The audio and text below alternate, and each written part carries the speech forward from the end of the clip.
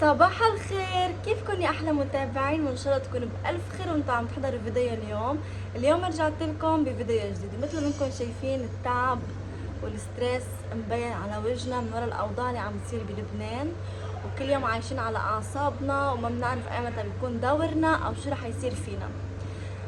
الله يهدي الاوضاع والله يحمي لبنان وشعب لبنان وارض لبنان، لانه عن جد تعبنا والخوف ساكن بقلوبنا والستريس.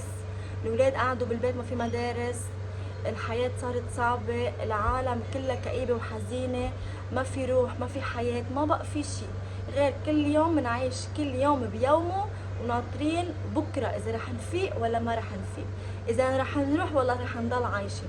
الحمد لله على كل شي. الأشغال خافة. اتمنى منكم انكم تدعوا لنا بالتعليقات، وكل حدا عايش برات لبنان ادعوا لنا بالتعليقات يا جماعه، لانه دعوات الغريب مستجابه ولبنان يحتاج دعواتكم، لانه لبنان جنه على الارض وكل العالم بتجي من اخر الدنيا على لبنان لحتى تغير جو وتصيف.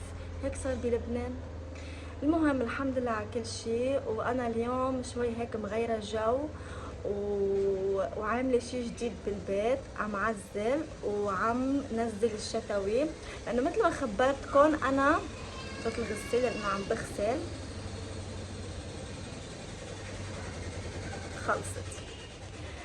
فيا جماعه مثل ما خبرتكم وكثير عم نزلكم على التيك توك وكذا مره محوا لي الفيديو شكل التيك توك، بس يلا معلش.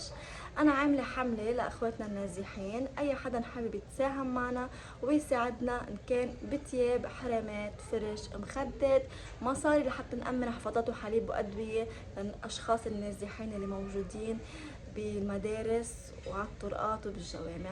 وهلا يا جماعه بحبكم كتير، واذا وصلتوا لهون ما تنسوني باحلى لايك وشير وسبسكرايب كرمال عائلتنا تكبر فيكم محبتكم. بعرف حتقولي جوجو الدنيا حرب وانتي عم بتصوري، بس انا يا جماعه عم غير من نفسيتي. ليكوا قد على وجهي التعب، ليكوا الحبوب اللي طالعه بوجهي، عم غير من نفسيتي، لانه عن جد كتير تعبنا من الوضع اللي احنا عايشين فيه.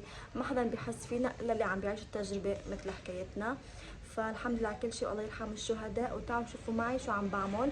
اليوم بلشت بغرفه الاولاد لانه نزلت الشتوي على بكير. نحن هلا فتنا بتشرين اول وبعدنا 7 الشهر، بس انا بدي اخلص وشوف شو عندي اغراض ومستلزمات لحتى اقدر اني اتبرع فيها. واكيد ماشي معكم بالحمله، عم بحكي كل رفقاتي، كل جيراني، كل حدا بعرفه، اي حدا قادر يساعد لو بدولار، لو ب10 دولار، لو بتياب، لو بحرام، خلينا كلاتنا نساعد ونكون ايد وحده.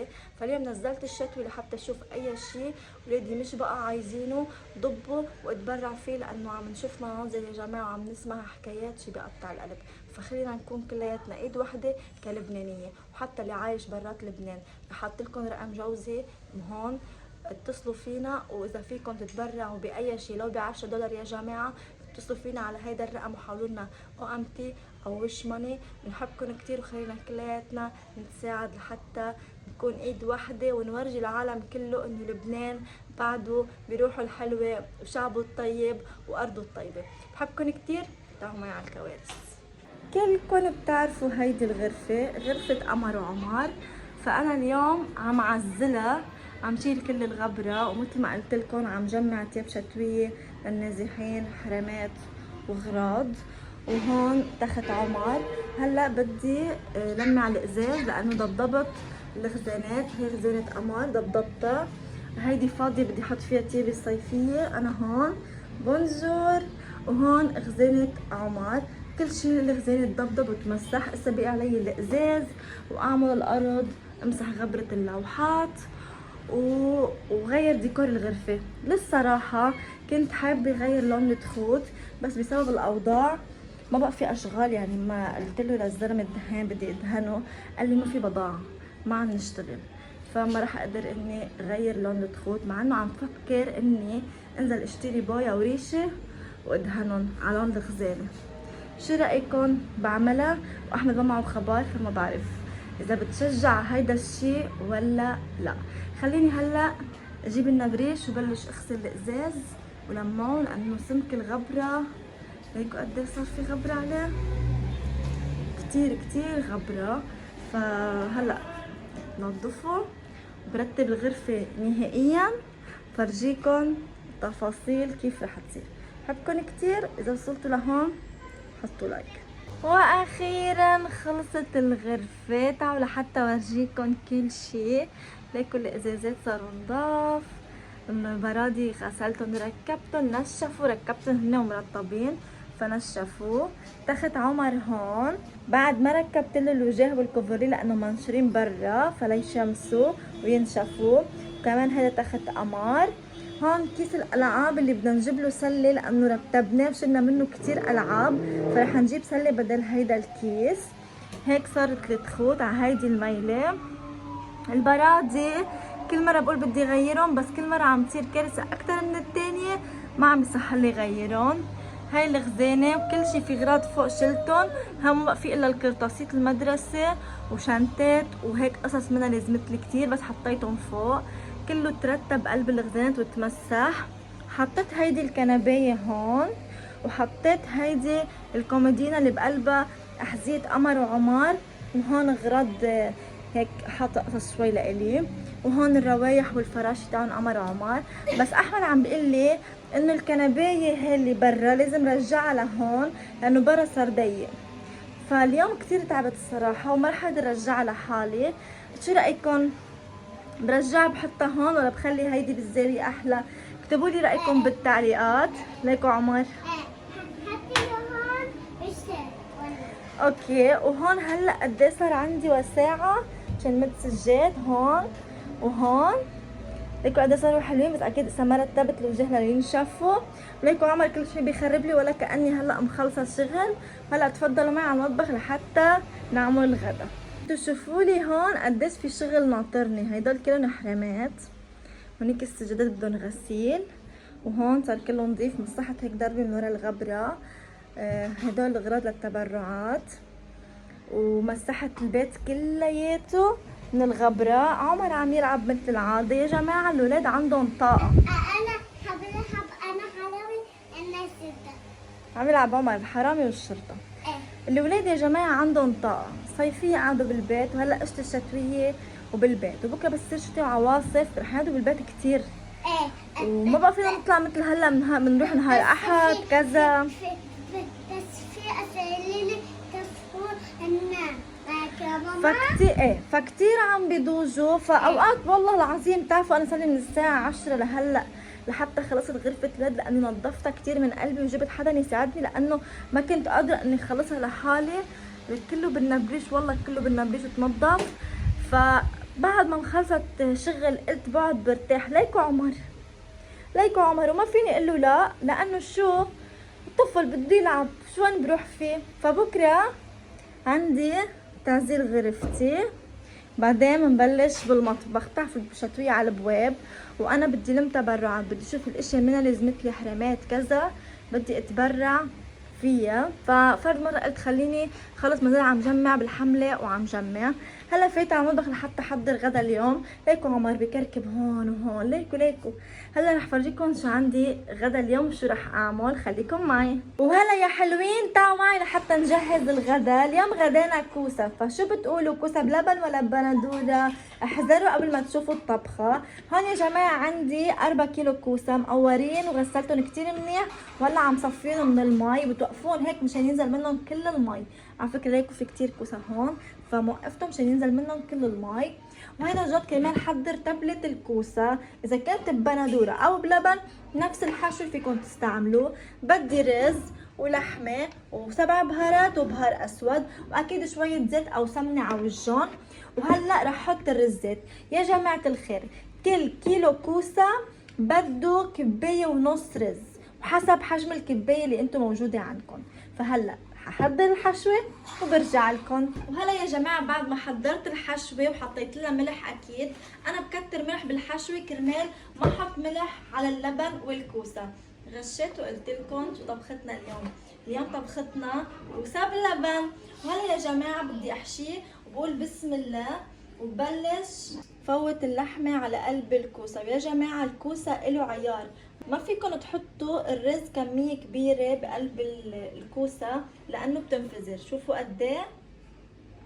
فهلا رح اقيسها معكم لحتى تتعلموا كيف بتحطوا اصبعكم الصغير بقلب الكوسة. بس الاصبع من هون يدق بالرز وتبين هيدا العقد، يبين هيدا الخط باصبعكم، يعني هيك الكوسية صارت مكتفية من الرز. هيدي الطريقة انا تعلمتها من ستي، وعلى فكرة كتير استفدت منها، لانه اوقات كنت احشي الرز كتير بقلب الكوسية والكوسية تنفجر ويضل اسفل الكوسة مش مستوي مزبوط. فهيدي الطريقة كتير حلوة وحتحبوها لأي حدا عروس جديدة أو عم تتعلم الطبخ جديد. ليكو صارت نظرية معي بعد خبرة 10 سنين زواج، صارت نظرية على القد صارت معي. وهلا بحطها بالجار، رح خلص كل الكمية وبرجع لكم. وهلا يا حلوين جبت الطنجرة اللي بتساع 4 كيلو، حطيت فيها اللبن. انا بستخدم لبن بقر، بيجي شوي عندي جامد، فبزد له مي، ما بحط له اي شيء، وبضل بحرك فيه لحديت ما يغلي اللبن. ممكن تاخد معي القصه من 10 دقائق لثلاث ارباع الساعه، وانا واقفه نفس الوقفه وعم حرك بنفس الطريقه، ما بغير حركه ايدي ابدا. واكيد الغاز عالي، بضل بحرك لحتى اللبن يعمل فقيقعات. اذا بتشيلوا ايدكم ممكن انه اللبن يفرط معكم، فاذا انتم مش متاكدين من نوعيه اللبن انه ما حيفرط معكم، فيكم بس تحطوا اللبن بقلب الطنجره على البارد، تحطوا معلقه نشا بقلب كبايه، تذوبوها بمي كتير منيح وتدلقوها. وفي ناس بتستعمل البيض، بس انا الصراحه ما بحب البيض لانه بحسه بيعطي صفار للبن، بحب اللبن يضل ابيض. فانا اللبن اللي عندي لا بحط لا بيض ولا نشا، فبضل بحرك هيك على قد ما انا فيني، وبرجع بريح ايدي شوي هيك، برجع بحرك، ما بوقف التحريك ابدا ابدا ابدا لحد ما يغلي لسقط الكوسه. هيدي المعلومه كتير مهمه يا صبايا، للي ما بيعرف انه ليش عم يفرط اللبن، لانك ما بتحركيه مزبوط او بتكتري مي او بيكون اللبن مش جامد بالكافي لحتى ما يفرط معك. وبعد ما غلي اللبن يا جماعة بهيدا الشكل ما شاء الله تبارك الرحمن، شفتوا كيف عم يبقبق؟ بسم الله الرحمن الرحيم. رح سقط كل كمية الكوسة. في كتير من الصبايا قالوا لي انه جوجو نحن الكوسة بنسلقه لانه ما بيستوي معنا. ليكوا يا جماعة عم بطبخوا قدامكم وسقطتوا فوق اللبن بس غلي، وما سلقتوا ولا سلقت الرز ولا اي شيء. هلا عم سقط الكوسة باللبن، بتركه شوي يغلي غلوتين، بيتغير لونه، برجع بقلبه وهيك بيكون عم يبلش يستوي. فما بده سلق يا جماعه ولا بده شيء، انا لا بسلق ولا شيء. جربوا هيدي الطريقه اللي انا عم بقول لكم عنها واكتبوا لي اذا زبطت معكم ولا لا، وان شاء الله تكونوا عم تحبوا الوصفات اللي انا عم اقدم لكم اياها وعم خبركم عنها. فكرمال هيك ما تخلوا حدا يكون اشطر منكم وما تقولوا ما بنعرف نعمل. فوتوا على صفحه عائله احمد وجوجو وشوفوا فيديوهاتي، انتم بتعرفوا تعملوا كل شيء. بحبكم كتير، واذا وصلتوا لهون ما تنسوا اللايك. وهلا يا جماعه الحلوين، بعد ما حطيت الكوسه على النار حان وقت انه دق الثوم. هون راس ثوم رشيت عليه ملح وعم دقه كتير ناعم. ومين بيتذكر هيدا الجرن اكتبوا لي بالتعليقات اذا عندكم منه، لانه هيدا كتير اثري. بعد ما دقيت الثوم يا جماعه حطيت الزبده، فيكم تحطوا سمنه او زيت بس انا بحب دللها بالزبده. نعناع يابس وبرش فوق الثوم اللي دقيناه قد ما انتم بدكم، معلقه معلقتين، انا بكتفي بمعلقه ونص مثل ما قلت لكم انا بعرف عير. فهلا ماشي لحتى نقليهم. وهلا رح ننزل بسم الله الرحمن الرحيم الثوم والنعناع والزبده. وهيدي المقلايه ما بنحطها بالمجلة، بنحطها على جنب كرمال نبلش ندوق الكوسه اذا استوى اكتر واكتر. فليكوا شفتوا ما شاء الله كيف تغير لونه، صار لونه لاصفر. فما في داعي للسلق يا جماعه، ما في داعي، نتركه بعد يغلي.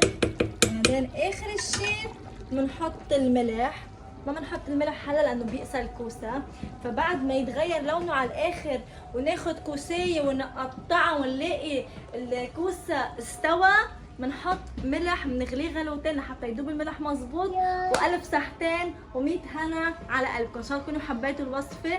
اي حدا عايش برات لبنان هيدي اكله لبنانيه بجداره، فجربوها. واي صبيه متزوجه جديد ما بتعرف تعملها شو بعدك ناطرة؟ ولما تكوني معزلة البيت وعم تعملي أكل وابنك يكون عم يعمل هيدا الشي، شو بتعملي؟ شو بتعملي؟ شو بنعمل فيك يا عمر؟ أنا اليوم ماني معزلة وماني شاطفة البيت وما عم بعمل لك أكلة كوسة أنت بتحبها. بس بدي انا اللي بحبها، انا اكثر منه بحبها الاكل اللي الي انا. الكوسيه اثنيناتكم بتحبوها لهيدي الأكلة. طب هيك ما اليوم أنا معزلة وعاملة البيت إنه انا ما فينا خصنيش. فهمنا ما في مدارس وقاعدين عم بتخربوا بالبيت وتلعبوا بس ما كل نهار. بدي اروح على المدرسه اشتقت للمدرسه. ما في مدارس يا ماما بس ما كل نهار تعالوا تخربوا هيك بالبيت. خلينا نشوف جوا شو عاملين كمان. لا بنعمل شيء جوا. لا عم تمسك لي ايدي قمر شكله كوارث جوا. طلعوا ما شاء الله ما شاء الله. البيت مشي ما كأني معزلة شي. قبل ما تستوي الطبخة رح روح لم وجهة خوت وافردهم لأنه غابت الشمس. رح روح افردهم بعدين فرجيكم ردة فعل قمر وعمر بتغيير اوضتهم لأنه هلا منو شايفينها كتير لأنه شايفين شو ملتهيين ولادي. شايفين شو ملتهيين ولادي؟ ما خصنيش. بس بتقلي ما خصني ما انت صبية اذا انت ما ضبضبتي مين بيضبضب؟ بعد ما اكل انا هلا جوعانه بدي بدك تخلي ابوك يجي يشوف هالمنظر؟ معقولة منك؟ يلا بسرعة شطورة بحرك السريعة ضبط بكل شي. يلا 1 2. عمر بس يشوف ابوه بيصير الغنوج الدلوع بينسى العمر اللي عم يعذبني. عمر اللي عم يكركب. على فكرة بيبي بدي افسد لك على عمر. هذا عمر فات على درجة وسحب السماعات الوايرلس وبده يلعب فيهم. انا قال له لا للبابا يقول لي معلش بابا بيحبني. انا قال له لا.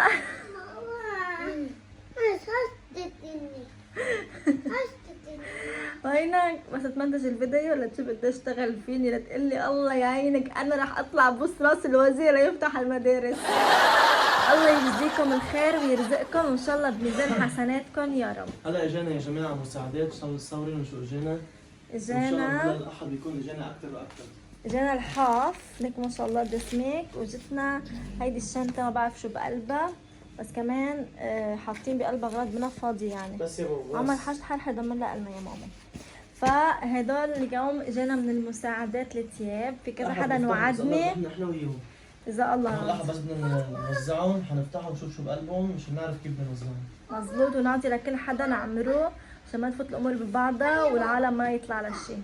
يلا جاهزين؟ قولوا بسم الله ما شاء الله.